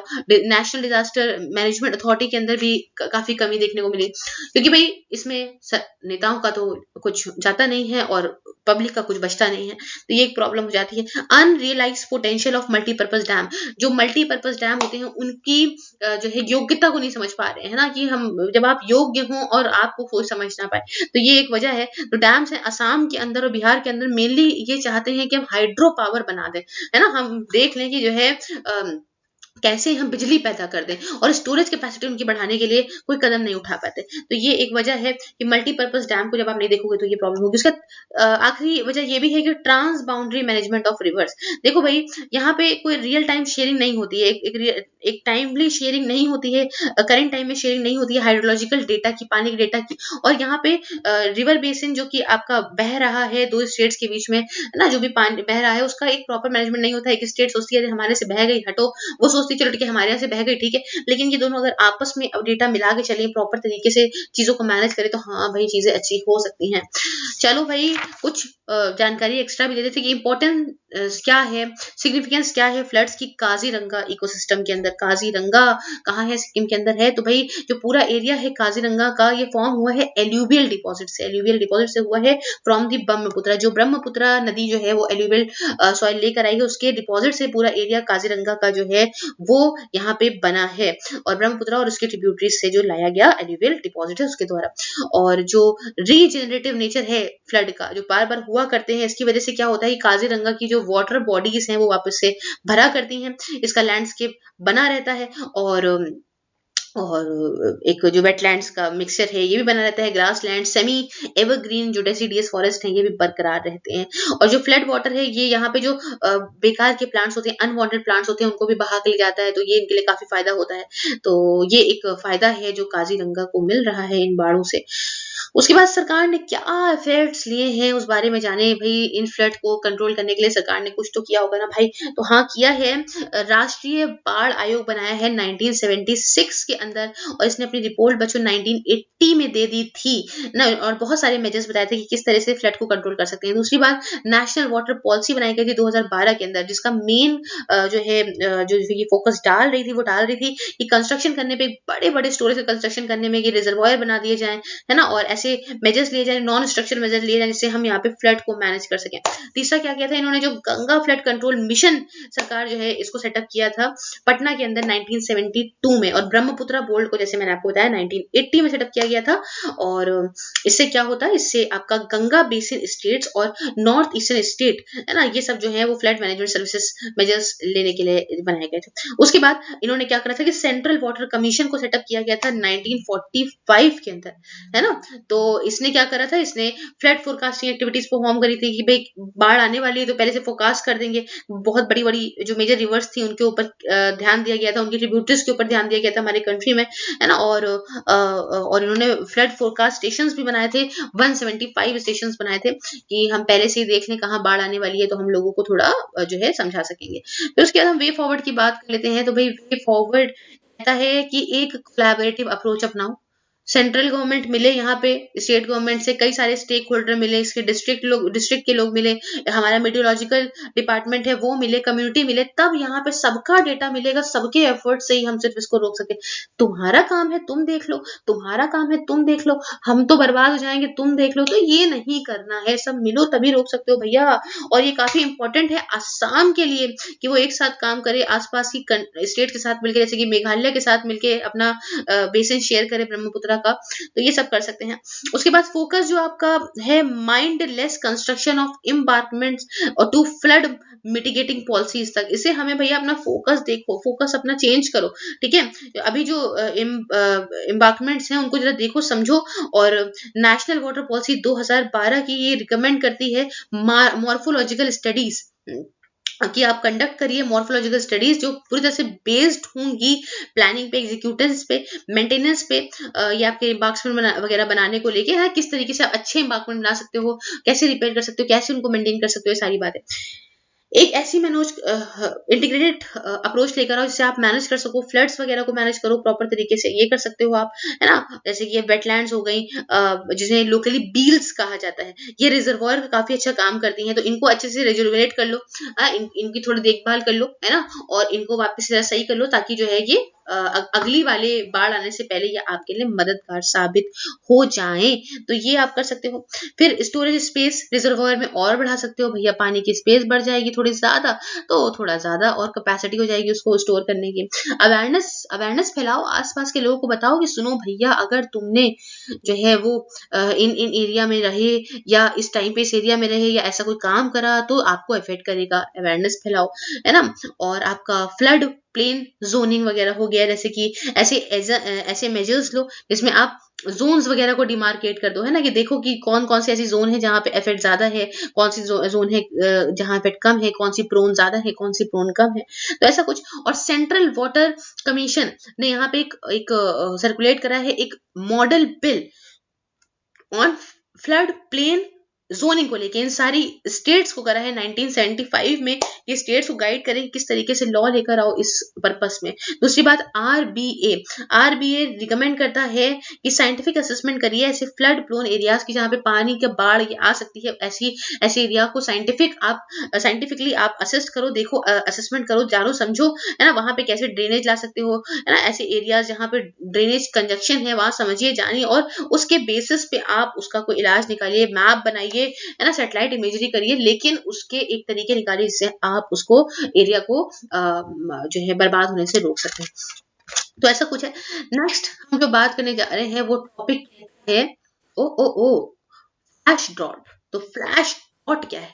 ड्रॉट मतलब सूखा, फ्लैश का मतलब क्या है समझते हैं। तो रीसेंट स्टडी के हिसाब से करीब 10 से लेके 15% एरिया जो है राइस की कल्टीवेशन का और मेज की कल्टीवेशन का, ये अफेक्ट हुआ है by flash drought during monsoon season in India between 1951 से लेके 2018 के बीच में। इतना बड़ा एरिया फ्लैश ड्रॉट से जो है वो अफेक्ट हुआ है। तो अब आइए कुछ बातें जानते हैं, कुछ फ्लैश ड्रॉट के बारे में कुछ बातें जानते हैं कि ये होता क्या है। तो देखिए, नॉर्मली कन्वेंशनल ड्रॉट होता है उसके विपरीत, है ना, देखिए, ये जो कन्वेंशनल ड्रॉट होता है वो धीमे धीमे धीमे धीमे बढ़ता है ना। फ्लैश ड्रॉट रैपिड ऑनसेट हो जाएगा on intensification caused by high evapotranspiration rate due to abnormally high temperature, wind and high incoming solar radiation. समझो, जो ये सूखा नॉर्मल वाला सूखा पड़ रहा है वो धीमे धीमे पड़ रहा है। फ्लैश ड्रॉट मतलब चुटकियों में, तो चुटकियों में कैसे होगा कि इवेपोरेशन बड़ी तेज आ गया, सब पानी इवेपोरेट हो गया, या समझ लो बहुत हाई टेम्परेचर था तभी इवेपोरेशन होगा, तो इसकी वजह से, या बहुत तेज हवा चल गई, है ना, उसकी वजह से प्रॉब्लम्स क्रिएट हो गई, या सोलर रेडिएशन बहुत ज्यादा आने लग गया। तो ये कुछ वजहें होती हैं जिसकी वजह से फ्लैश ड्रॉट हो जाता है। चुटकियों में आपको ड्रॉट देखने को मिल जाएगा, इसलिए फ्लैश ड्रॉट, और आप कह सकते हो ये आपको लो सॉइल मॉइस्चर से एसोसिएटेड है, एक्सट्रीम हीट से होते हैं, और हाई इवेपो ट्रांसमिशन रेट से होते हैं। तो ये सारी प्रॉब्लम है ट्रांसपिरेशन रेट से होते हैं, ट्रांसमिशन रेट ट्रांसपिरेशन रेट से होते हैं। तो आप इनको कैसे क्लासिफाई कर सकते हो? आप कह सकते हो उसको एग्रीकल्चरल ड्रॉट, क्योंकि एग्रीकल्चर मतलब ये आपकी कृषि में जो ये सूखा पड़ेगा वो कैसे होगा, डायरेक्ट एसोसिएशन इसका होता है with soil moisture and crop stress की वजह से। और इसी वजह से जो सॉइल मॉइस्चर है वो वाइडली, सॉइल का जो मॉइस्चर है ना, जो नमी है, इसको सबसे ज्यादा यूज करा जाता है इस फ्लैश के ड्रॉट को पता लगाने में कि कितना मॉइस्चर है। अगर उस बेसिस पे देखेंगे, सॉइल सूख गया है तो उस बेसिस पे देखेंगे। उसके बाद फ्लैश ड्रॉट जो है इसमें क्या होता है कि प्रेसिपिटेशन या पानी की कमी हो जाती है ना, इसीलिए प्रेसिपिटेशन डेफिशिट फ्लैश ड्रॉट भी कहते हैं कि जब पानी की कमी होने वाला फ्लैश ड्रॉट, तो प्रेसिपिटेशन इसमें कम हो जाता है। और दूसरी तरफ जो फ्लैश ड्रॉट है ये बहुत सारे और रीजन है, जैसे कि भाई एक पर्टिकुलर रीजन बताऊं तो मैं आपको, हाई टेम्परेचर की वजह से होता है, क्योंकि हीट वेव फ्लैश ड्रॉट उसको कहा जाता है ना। गर्मी होगी तो पानी उड़ेगा ही उड़ेगा, ये एक वजह होता है। अब ड्राइवर्स एंड कैरेक्टरिस्टिक्स अगर मैं बताऊं फ्लैश ड्रॉट की, काफी अलग हो सकती है रीजन वाइज। अब राजस्थान में देखोगे तो गर्मी ज्यादा है ना, तो अलग अलग रीजन में अलग अलग हो सकती है, डिफरेंट डिफरेंट सीजन में भी हो सकती है। एग्जाम्पल बताऊं तो जो सब ट्रॉपिकल और जो टेम्परेट जो रीजन होते हैं पूरे वर्ल्ड के, इसमें जो फ्लैश ड्रॉट है वो किसी भी वक्त आ सकता है पूरे साल में। तो कुछ ऐसा पहले से नहीं बता सकते आप। ये लोकल लेवल पे भी हो सकता है, लार्ज स्केल लेवल पे भी हो सकता है, कुछ भी हो सकता है ना। उसकी वजह से क्रॉप का प्रोडक्शन भी अफेक्ट करेगा, इरिगेशन, डिमांड, है ना, लोकल स्केल की सब कुछ खराब हो जाएगी, है ना। 2017 में अगर मैं बताऊं तो भाई जो फ्लैश ड्रॉट है ना बच्चों, नॉर्थ प्लेन के अंदर यूएसए में, वो सिर्फ और सिर्फ 2 स्टेट्स में लिमिटेड था। खैर, कुछ की फाइंडिंग्स की बात करते हैं स्टडी की। तो इस जो स्टडी हुई है उसने क्या पता लगाया, इसने पता लगाया कि 39, ओ जरा लिख के बताना पड़ेगा, बहुत ज्यादा कुछ हो रहा है, समझो एनवायरनमेंट को। जो 39 ड्रॉट देखने को मिले हैं 1951 से लेके 2018 तक के लिए, और 82% आपके मॉनसून सीजन में ही हो गए हैं। फ्लैश ड्रॉट मेनली आप ये एक नेगेटिव जो होता है एनॉमल्स ऑफ प्रेसिपिटेशन, मतलब मॉनसून ब्रेक जिसको कह सकते हो, है ना। उसकी वजह से टेम्परेचर एयर का काफी बढ़ जाता है। प्रेसिपिटेशन की कमी की वजह से क्या होता है, क्योंकि पानी बरसा नहीं, वो हो गया ब्रेक, तो इसकी वजह से, और बीच में टेम्परेचर बढ़ गया, तो इसकी वजह से क्या होगा कि जो सॉइल का मॉइस्चर है, जो सॉइल का, जो मिट्टी के अंदर जो नमी है, वो कम हो जाएगी, क्योंकि उसको पानी मिल नहीं रहा है, और पानी मिलेगा नहीं, टेम्परेचर हाई हो जाएगा, तो मिट्टी के अंदर कमी तो हो ही जाएगी। फ्लैश ड्रॉट मानसून सीजन में ये इसके इम्प्लीकेशन बहुत सारे हो सकते हैं, जैसे एग्रीकल्चर पे हो सकते हैं, वाटर मैनेजमेंट में हो सकते हैं इंडिया के अंदर, और 10 से 15% जो चावल होता है, जो राइस होता है, और मेज जो कि ग्रो करा जाता है ना, ये अफेक्ट होता है बाय द फ्लैश ड्रॉट। समझ रहे हैं, चावल और जो मेज है, दोनों ही, जो भुट्टा है, ये दोनों ही अफेक्ट करते हैं फ्लैश ड्रॉट की वजह से। 10 से 15%, कितना हाई लेवल है, किसान हमारे बड़ी मेहनत करते हैं भाई। तो फ्लैश ड्रॉट इतनी फटाफट होता है, सॉइल का मॉइस्चर एकदम से कम कर देता है। तो इसमें क्या होता है, इरिगेशन की जरूरत पड़ती है, सिंचाई की जरूरत पड़ती है, पानी की जरूरत पड़ती है, और यही एग्रीकल्चर सीजन के अंदर भाई यही चीज को बढ़ा सकता है। और देखिए यहाँ पे फ्रीक्वेंट, अगर फटाफट जो फ्लैश ड्रॉट होते हैं मानसून सीजन में नॉर्थ इंडिया के अंदर, ये भी ग्राउंड वाटर स्टोरेज की कैपेसिटी को इन्फ्लुएंस करते हैं, क्योंकि भाई पानी कहाँ से जाएगा, नीचे से चला जाएगा, और नीचे से अगर हमें पानी इन को प्रोवाइड करेंगे तो वहां पे भी कमी देखने को मिलेगी। तो ये पूरी बात हमने करी फ्लैश ड्रॉट्स के बारे में। नेक्स्ट हम टॉपिक अपना लेकर आएंगे, वो टॉपिक कहता है भाई, ये था हुआ boreal summer inter seasonal oscillation. तो boreal summer intra season oscillation क्या है, न्यूज में क्यों रहा। रिसर्चर्स ने, देखिए रिसर्चर्स जो कि आपके Indian national centre for ocean information services के हैं, हैदराबाद के अंदर, इन्होंने देखा है, एक नया तरीका निकाला है कि हम कैसे ही जो वेव्स हैं उनको फोरकास्ट कर सकते हैं, और ये जो लहरें हैं उनको फोरकास्ट कर सकते हैं। ये बेस्ड होंगी on the boreal summer intraseasonal oscillation के ऊपर। तो हम न्यूज के बारे में कुछ बहुत बात जान ले, तो रिसर्चर्स ने ये पता लगाया है कि जो फेजेस हैं आपके boreal summer intra season oscillation के, इससे high wave intensity, high wave activity जो है वो इंड्यूस होती है नॉर्थ इंडियन ओशन के अंदर और अरेबियन सी के अंदर। और वेव्स जो कि ऐसे एक्टिव फ्रेजेस जो हैं आपके boreal summer intra season oscillation के, ये कह सकते हो ये नियरली 0.5 मीटर्स हायर हैं उन सबसे जो नॉर्मल दूसरे फेजेस में होते हैं, ये जो boreal summer intra season oscillation के। ठीक है, तो वेव्स वगैरह अगर हम ऐसे देखें तो आपको ज्यादा मिलेंगे। अच्छा, तो इसकी ये जो हम बोरियल समर वाला जो पढ़ेंगे, जो BSISO, उसका शॉर्ट फॉर्म समझ लीजिए, बार बार बोलना पड़ रहा है, boreal summer intraseasonal oscillation. तो BSISO को पढ़ के अगर हम पढ़ेंगे तो इसकी वजह से हम यहाँ पे वेव फोरकास्ट को और इम्प्रूव कर सकते हैं, उसके साथ साथ इंडिया के कोस्ट को, और साथ ही साथ जो एडवर्स इफेक्ट पड़ रहा है, ये एडवर्स इम्पैक्ट पड़ता है हाई वेव्स का। मतलब हाई वेव्स का क्या पड़ सकता है, अगर अगर लहरें चल रही हैं तो क्या होगा, कोस्ट पे फ्लडिंग आएगी, कोस्ट पे बाढ़ आ जाएगी, तो ये या इरोजन हो जाएगा, भाई बहा के अपने साथ सॉइल ले जाएगी। तो ये सब इम्पैक्ट्स को हम यहाँ पे रोक सकते हैं। साथ ही साथ हम अच्छी तरीके से प्लानिंग भी कर सकते हैं सी नेविगेशन रूट्स का, कि किस तरीके से भाई शिप्स को लाओ ताकि भाई बहरे ना, उछले ना, डूब ना जाए, तो ऐसा कुछ। अच्छा, कुछ बातें ये समझ लेते हैं हम, ये जो BSISO, ठीक है, boreal summer intraseasonal oscillation, okay, BSISO। तो BSISO ये एक ट्रांसफर है हीट का from Indian Ocean to western Pacific Ocean. ये क्या है, ये हीट का ट्रांसफर है इंडियन ओशन से जो सीधा वेस्टर्न पैसिफिक ओशन की तरफ जाता है। और रफली अगर मैं बताऊं, ये 10 से लेके 50 दिनों तक होता है ड्यूरिंग द मॉनसून। मतलब मॉनसून आपका जून से सितंबर तक के बीच में 10 से लेके 50 दिनों तक के लिए हो सकता है।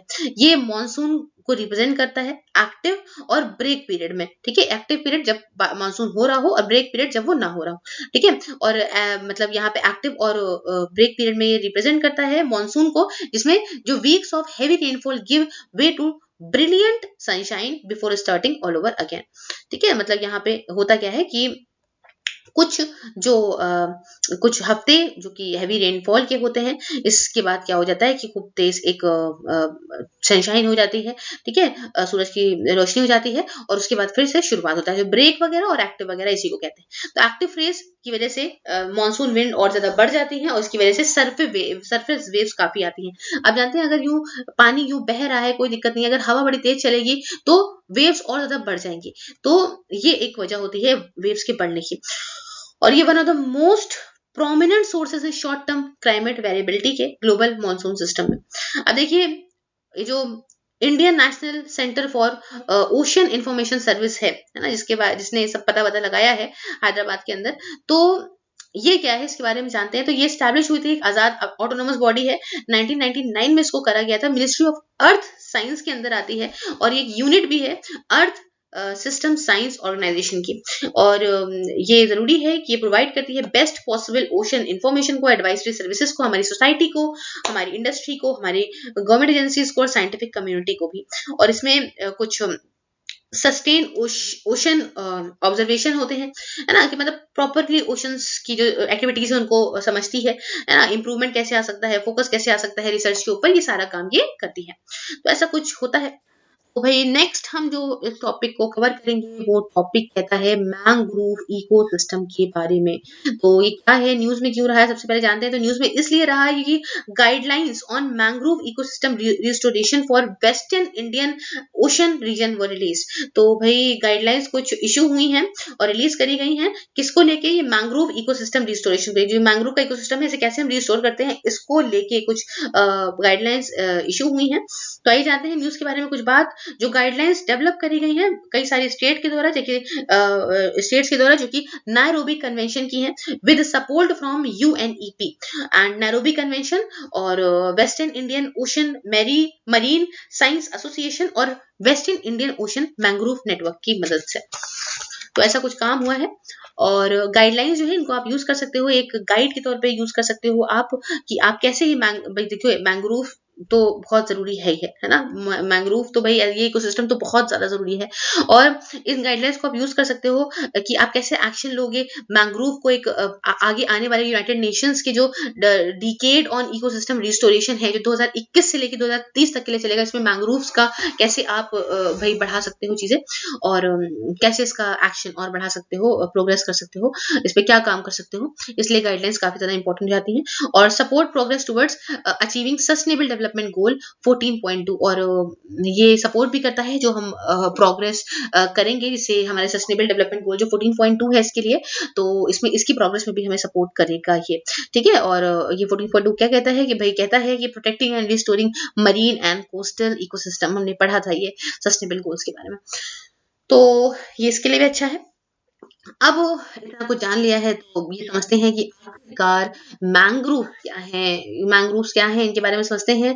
देखिए मैंग्रोव्स तरह तरह के ग्रुप ऑफ सॉल्ट टॉलरेंट होते हैं। इनकी जो जड़ें होती है ना, ये ऐसे नमकीले पानी में रह सकती हैं, और ये जड़ें जो होती हैं ये क्लॉग्ड वाटर में भी रह सकती हैं। ये इनमें पानी चोक नहीं होता, क्योंकि बहुत सारे प्लांट्स आप देखो, ऑलमोस्ट सारी प्लांट्स ऐसे होते हैं कि अगर बहुत ज्यादा सॉल्ट इनको मिल जाता है तो ये मर जाते हैं, लेकिन मैंग्रोव्स ऐसा नहीं होता है।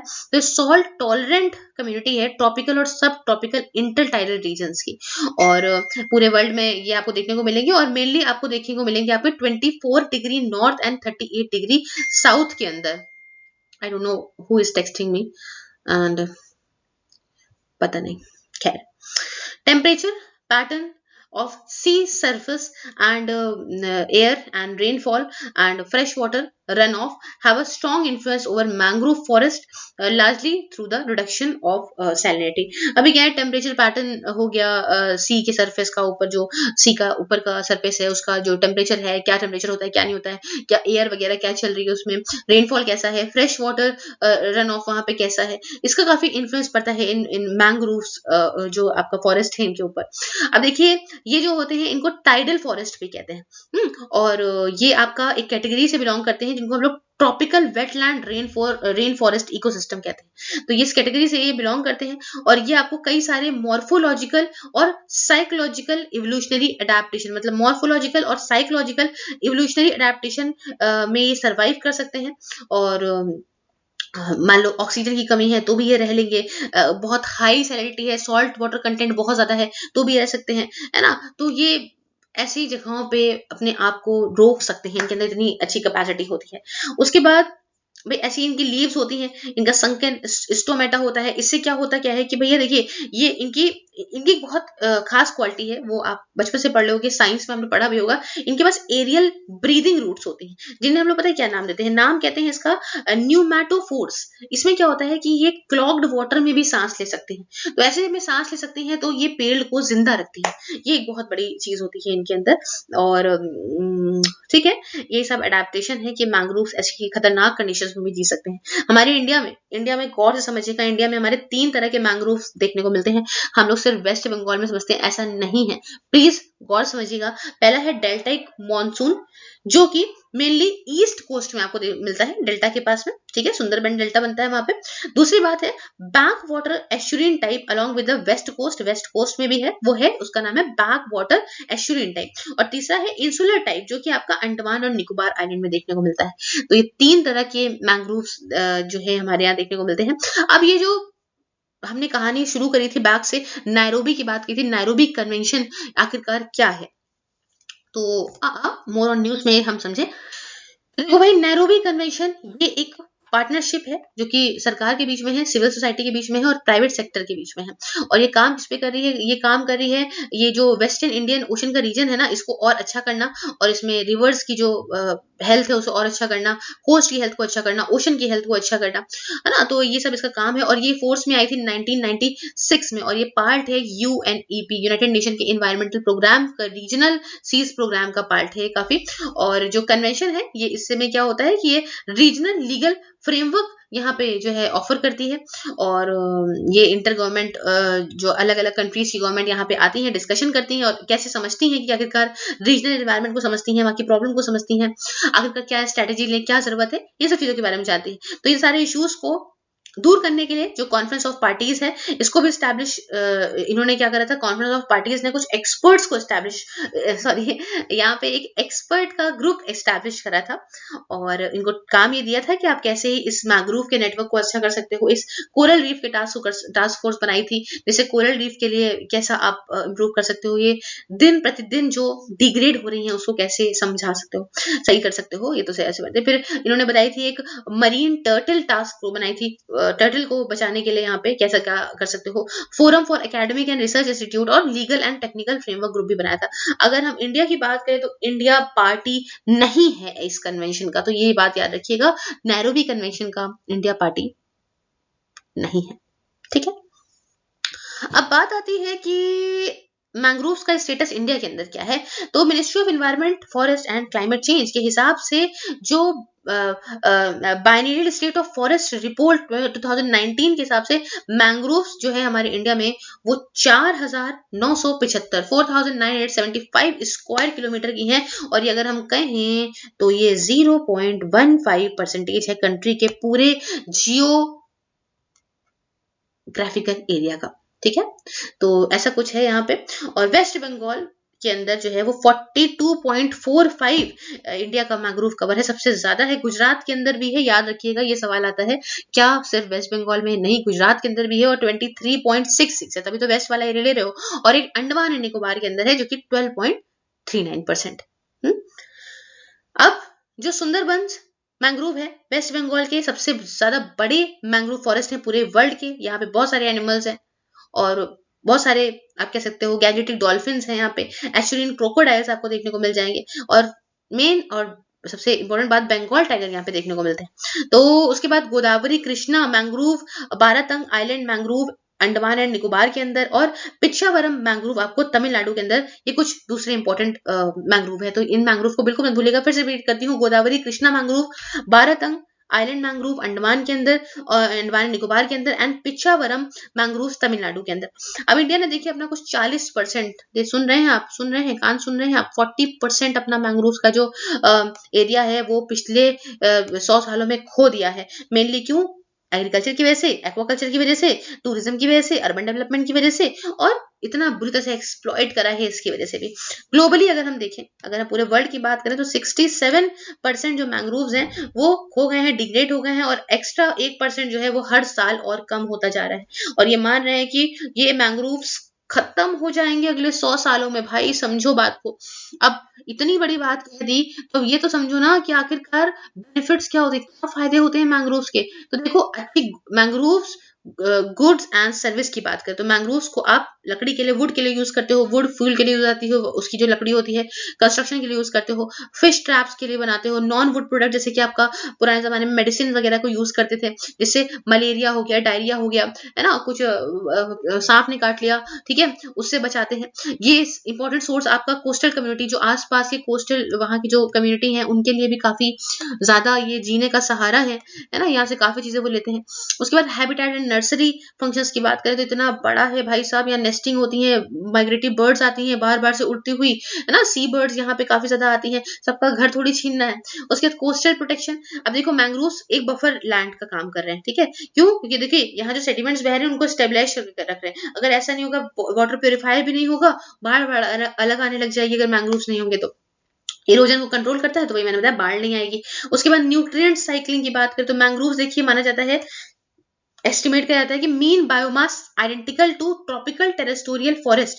इससे क्या होता है, बेस है कई सारे फूड वेब्स का, है ना, इसमें न्यूट्रिएंट चलता रहता है। ये ऐसा है भाई, भाई एक जानवर खा रहा है दूसरे को, फिर वही जानवर कई सारे, मतलब वहां फूड वेब इतना अच्छा क्रिएट हो रखा है कि इसकी वजह से न्यूट्रिएंट साइकिल भी चल रहा है। उसके बाद कार्बन सीक्वेंट स्ट्रेशन, तो देखिए मैंग्रोव्स इतने ज्यादा लेवल की कार्बन को अपने अंदर एब्जॉर्ब करते हैं कि ये बहुत बड़ी चीज है ना, one of the rich carbon rich ecosystem है पूरे प्लेनेट का। तो आप समझ रहे कितनी कार्बन की कैपेसिटी ये लेके रखते होंगे। अब ये बर्बाद हो जाएंगे तो पहली चीज, दो नुकसान होंगे।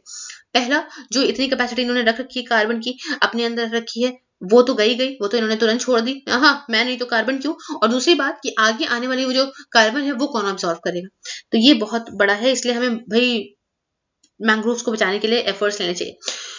कुछ इसी को लेके रिलेटेड न्यूज और है कि रिसेंटली हुआ क्या है कि United states national aeronautics and space administration NASA ने यहाँ पे एक पहला मैप बनाया है कि क्या चेंजेस हैं, जो क्या वजहें हैं जो ग्लोबल के पूरे वर्ल्ड के मैंग्रोव हैबिटेट चेंज हो रहे हैं, है ना, 2000 से लेके 2016 के बीच में, है ना। तो इसका बनाया है, और स्टडी में ये पता लगा है कि जो लॉसेस हुए हैं, नेचुरल कॉजेज जो है, जैसे कि इरोजन वहां पे देखने को मिला है, और बहुत सारे वेदर, या आप कह सकते हो धीमे धीमे जो ह्यूमन कॉजेज है, जैसे कि फार्मिंग या एक्वाकल्चर, बहुत बड़ा कारण है जो मैंग्रोव्स इतने ज्यादा वहां पे डिग्रेड हो रहे हैं।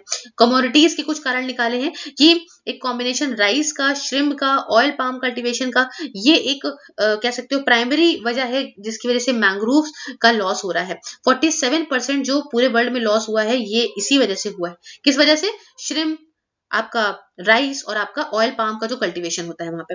शोर लाइन इरोजन, जो शोर है, जो किनारा है, उसमें इरोजन की वजह से सेकंड हाईएस्ट परसेंटेज हो रहा है ग्लोबल लॉस जो हो रहा है। बहुत ही बड़े लेवल पे जो एंथ्रोपोजेनिक लॉस हो रहा है, कहते हैं हम 80% जो है ये आपका 6 नेशंस में हो रहा है। एक पहला इंडोनेशिया, दूसरा म्यांमार, तीसरा मलेशिया, चौथा फिलीपींस, पांचवा थाईलैंड और छठा वियतनाम। इस जगह पे बहुत ज्यादा हो रहा है। अब देखिए क्या डर है मैंग्रोव इकोसिस्टम को, क्या थ्रेट है वो जानते हैं। तो जो पॉपुलेशन इतनी ज्यादा बढ़ रही है उससे क्या हो रहा है कि डिमांड भी बढ़ रही है, टिम्बर की बढ़ रही है, फॉडर की बढ़ रही है, फ्यूट की बढ़ गई, तो सब यहीं से निकाल लेते हैं लोग। नॉन वुड फॉरेस्ट प्रोडक्ट की बढ़ रही है, सब इससे निकाल लेते हैं काट काट के। उसके बाद अर्बनाइजेशन एंड एग्रीकल्चर, अब जैसे जैसे लोग बढ़ेंगे, पेड़ कटेंगे, वहां पे फैलेंगे, वहां पे बनेगा इंफ्रास्ट्रक्चर, और साथ ही साथ उनके खाने के लिए जहाँ पे लैंड चाहिए तो एग्रीकल्चर वहां होने लगेगा। फिर पोल्यूशन, ओ भाई, घर का कूड़ा, बाहर का कूड़ा, इंडस्ट्री का कूड़ा, सब पेस्टिसाइड के साथ घुसेड़ दो ऐसी जगहों पे कि वो बेचारे पेड़ सांस ही ना ले पाए, सांस ले जाएंगे, मर जाएंगे। क्लाइमेट चेंज बहुत बड़ी वजह है कि भाई देखो सी लेवल बढ़ रहा है, इतना सेडिमेंटेशन बढ़ रहा है कि वो उतना टॉलरेट नहीं कर पा रहे हैं, तो ये एक वजह है। और एक्सप्लॉयटेशन की बात करें तो देखिए बहुत इलीगली एक्सप्लॉइट करते हैं, इसके बहुत सारे मेडिसिनल फायदे हैं, और यही एक वजह है इनको इलीगली बहुत ज्यादा एक्सप्लॉइट कर दिया जाता है। और पुराना जो ट्रेडिशनल यूज था है ना ड्रैगेट्स का फिशिंग के अंदर, है ना, इसकी वजह से भी बहुत मैंग्रोव्स जो है खराब हो जाते हैं, क्योंकि जो नए नए सीड्स होते हैं वो इस नेट में फंस जाते हैं और फिर वो आगे बड़े सीड्स से प्लांट नहीं बन पाते। अच्छा, पूरे वर्ल्ड के लेवल पे, ग्लोबल लेवल पे अगर मैं आपको बताऊं कि क्या चीजें ली गई हैं इन मैंग्रोव्स को प्रोटेक्ट करने के लिए, तो देखिए मैंग्रोव्स को बायोस्फीयर रिजर्व में जो है वो डाल दिया गया है, वर्ल्ड हेरिटेज साइट्स वगैरह यूनेस्को ग्लोबल जियो पार्क्स के अंदर डाल दिया गया है। तो इससे कुछ मदद मिलती है कि भाई ऐसे एरियाज को मैनेज करिए प्रॉपरली। जैसे कि आपने सुंदरबंस देखा है, भाई सुना ही है, नेशनल पार्क, तो भाई एक बायोस्फीयर रिजर्व भी है सुंदरबंस। तो ये सब से क्या होता है कि इन सब से काफी ज्यादा फायदा हो जाता है इन लोगों को, कि मैनेज होते हैं, प्रॉपर टूरिज्म बनता है, तो और ज्यादा इसका मैनेजमेंट इस पे ध्यान जाता है। दूसरी बात ये कि इंटरनेशनल ब्लू कार्बन इनिशिएटिव, ये जो है ये एक कोऑर्डिनेटेड पूरे वर्ल्ड का ग्लोबल प्रोग्राम है, जिसमें क्या होता है, ये जो क्लाइमेट चेंज है उसको यहाँ पे हटाने के लिए चीजें करी गई हैं कि आप कंजर्व करिए, आप रिस्टोर करिए इस कोस्टल और मरीन इकोसिस्टम को, इससे क्लाइमेट चेंज हम रोक सकते हैं। उसके बाद ग्लोबल मैंग्रोव वॉच, ये भी एक ऑनलाइन प्लेटफॉर्म है। क्या नाम है इसका? Global mangrove watch. ये क्या है? एक ऑनलाइन प्लेटफॉर्म है बच्चों, जो कि एक रिमोट सेंसिंग डेटा को प्रोवाइड करता है और टूल्स को प्रोवाइड करता है, जिससे आप देख सकते हो, मैंग्रोव्स को मॉनिटर कर सकते हो, है ना, और यूनिवर्सल एक्सेस देता है, और रियल टाइम इसमें आपको इन्फॉर्मेशन भी शेयर होगी, क्या बदलाव की जरूरत है, क्या बदलाव हो रहे हैं पूरे वर्ल्ड में, तो ये सब के बारे में बताता है। उसके बाद कि ये तो ग्लोबल इनिशिएटिव की हमने बात करी। अब हम बात अगर ये कहें कि इनिशिएटिव क्या है कंजर्व करने के लिए मैंग्रोव इकोसिस्टम को, तो इंडिया की बात करें तो इंडिया ने यहाँ पे national strategy and action plan को यहाँ पे ड्राफ्ट करा है, और किस तरीके से हम मैंग्रोव इकोसिस्टम को, कोस्टल इकोसिस्टम को कैसे बचा सकते हैं। उसके बाद coastal regulation zone notification environment act 1986 के अंदर जो थी, उसमें क्या है, इसने डिक्लेयर किया है कि सारे जो कोस्टल स्टेटेज हैं जो 500 मीटर तक के लिए हैं हाई टाइड लाइन से, वो यहाँ पे कोस्टल रेगुलेशन जोन के अंदर आएंगे, है ना, और ये काफी जरूरी है, जिसमें कंजर्व करा जाएगा, सस्टेन करा जाएगा मैंग्रोव्स की मैनेजमेंट को। उसके बाद ministry of environment and forest and climate change ने यहाँ पे रिस्ट्रिक्शन लगाई है कि आप श्रिम्प फार्मिंग को और ज्यादा इंक्रीज नहीं कर सकते।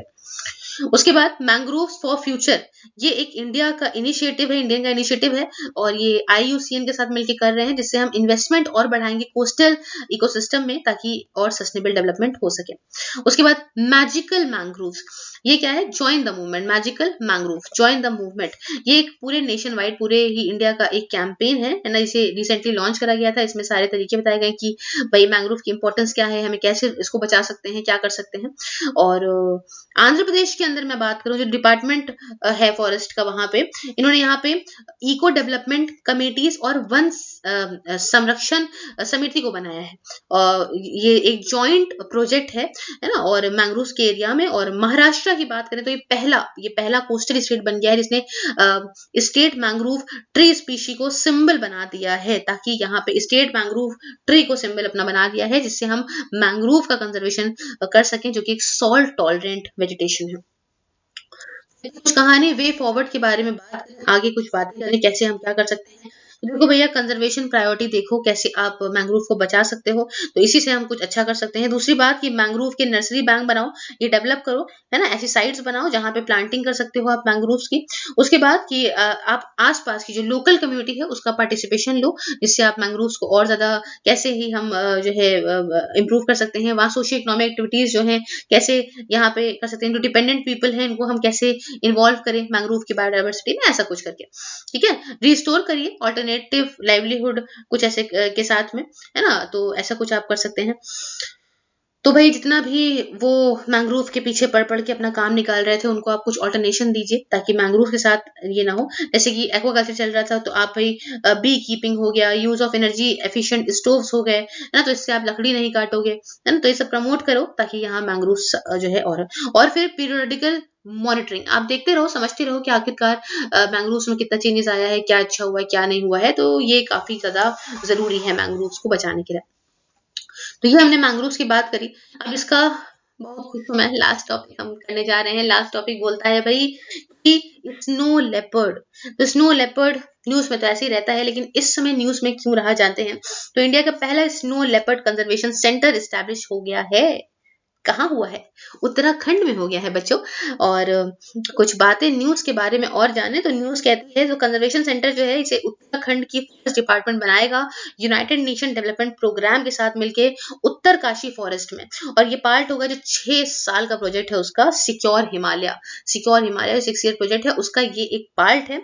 और जो प्रोजेक्ट है उसका एम क्या है कि भाई हमें लाइवलीहुड को, कंजर्वेशन को, सस्टेनेबल यूज को और रिस्टोरेशन जो बड़े बड़े हिमालय के इकोसिस्टम का है उसे हम कैसे इम्प्रूव कर सकते हैं। उसके बाद प्रोजेक्ट देखिएगा कि स्नो लेपर्ड को हम कैसे जो है वो कंजर्व करेंगे, और बाकी सारी इंडेंजर्ड स्पीशीज हैं उनके हैबिटेट वगैरह जो भी हिमालयाज में पाए जाते हैं उसको हम कैसे जो है वो कंजर्व करेंगे। और ये प्रोजेक्ट स्टार्ट हुआ था 2017 में। इसको फंड कौन कर रहा है? इसको पैसा प्रोवाइड कर रहा है Global Environment Facility United Nation Development Programme के अंदर। और स्नो लेपर्ड जो कंजर्वेशन सेंटर्स हैं इनका काम क्या है कि इस जानवर को प्रोटेक्ट करना है। और मदद किसकी लेनी है? लोकल कम्युनिटी की मदद लेनी है। साथ ही साथ एम्प्लॉयमेंट भी देना है लोकल्स को, आसपास के गांव वालों को। टूरिज्म के थ्रू टूरिज्म वहां बढ़ेगा, स्नो लेपर्ड को लोग देखने आएंगे तो ऑब्वियसली बात है उनका एम्प्लॉयमेंट बढ़ेगा और हिमालय का इकोसिस्टम भी रिस्टोर होगा। तो कुछ दूसरे कंजर्वेशन मेजर्स जो कि सरकार ने लिए हैं, तो पहला है प्रोजेक्ट स्नो लेपर्ड। तो इसमें क्या है कि भाई यही है प्रोजेक्ट स्नो लेपर्ड। तो भाई सेफ गार्ड और कंजर्व करने के लिए इंडिया का सबसे यूनिक हेरिटेज जो है high attitude wild life population और उनके हैबिटेट, कैसे आप कंजर्वेशन को प्रमोट करके अपनी पॉलिसीज के थ्रू, अपने एक्शंस के थ्रू।